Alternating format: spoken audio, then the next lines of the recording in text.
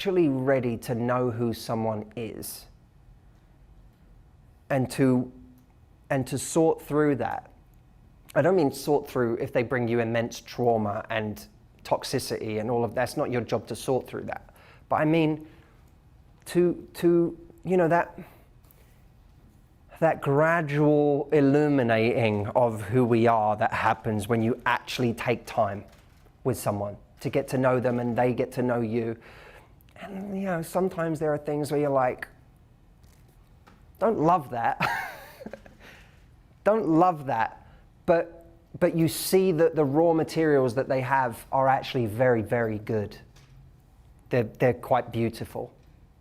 Again, I'm not saying there's a giant red flag that gets thrown up, but you say, but they're really attractive and we have great chemistry. I'm not saying that. I'm saying when you can see that someone's, who they are as a human being and the kind of teammate they would be is really solid. And then it's the business of knowing what you're willing to make peace with. And of course, we tend to forget this. Someone else is going to have to make peace with certain parts of us, right? We don't come perfect. A friend of mine in London went through the thing, you know, where his mum, he kept leaving relationships over and over and over again, and his mum said to him, you know, what's going on? He said, I feel like, you know, there's always something better. There's always, you know, there's more. I shouldn't have to settle. I could get everything in one person. And she said, I hate to be the one to break it to you, but you're not perfect. What you're asking for right now, you're not bringing. And so I think that when people fall in love too quickly, I often think they're not ready. And when people never fall in love, I often think they're not ready. Both can be true. Because if we never like anybody, it's almost, we're discounting people all the time on things that we perhaps shouldn't be discounting them on. Assuming we're in the dating game, you know, if we're meeting one person a year, then everybody isn't a great sample group. But if you are in the process of meeting people, dating, getting to know people, you know, there's beauty in people. There's beauty in people, and people come alive when they feel seen and understood and not judged.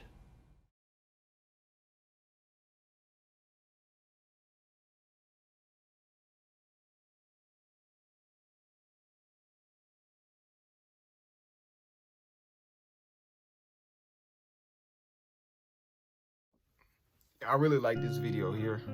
This video here really talks about a lot of good points. You know, if you're not sure if you're dating the right person, then make sure you're looking at the qualities that he's talking about in the video. So the main thing that I got out of this video right here, let me know if you got something that I missed in the comments, but partnership qualities over love. I'm looking at it like, we might have these feelings, we might think this person also fine, but do they have the qualities that allow me to maintain a long-term relationship with them? My coach from my childhood, I talk to him all the time. Like, something he hit on me today was the worst thing a man can do is marry a fool of a wife. And it's the same thing for a wife. Like, it's the worst thing a woman can do is marry a fool of a husband. So understanding that even though we might feel this love or these type of emotions for this person, or might be attracted to this person, like, super tough. The qualities that they have within a relationship that's gonna make the relationship really last, those are the type of things that we should prioritize, because in the long run, those emotions might change. You might wake up in the morning and it might not feel the same way, but you still with them because you want to maintain a healthy relationship for long term. Like, a lot of different things, like love can fade, emotions can change, or maybe last week you weren't loving him as much, or last week you weren't loving her as much, but you know, this week now you back to it. So when your emotions tend to waver, those qualities that person can still bring to the table don't, and those things stay constant, and that's what really keep a relationship afloat. Do you think people stay married for 40, 50 years and like they don't have like days where they just not feeling each other emotionally. They don't want to be around each other. Like, do you not think that though? You think every day that they are happy-go-lucky, in love with who they are with? No, that's not how it go. And so when it don't go like that, what is it that keeps everything together? The qualities that each partner brings to the relationship. And I think that's super, super important. On the next thing I got out of it, he was like, we aren't perfect. So you got to understand, and I'm guilty of it.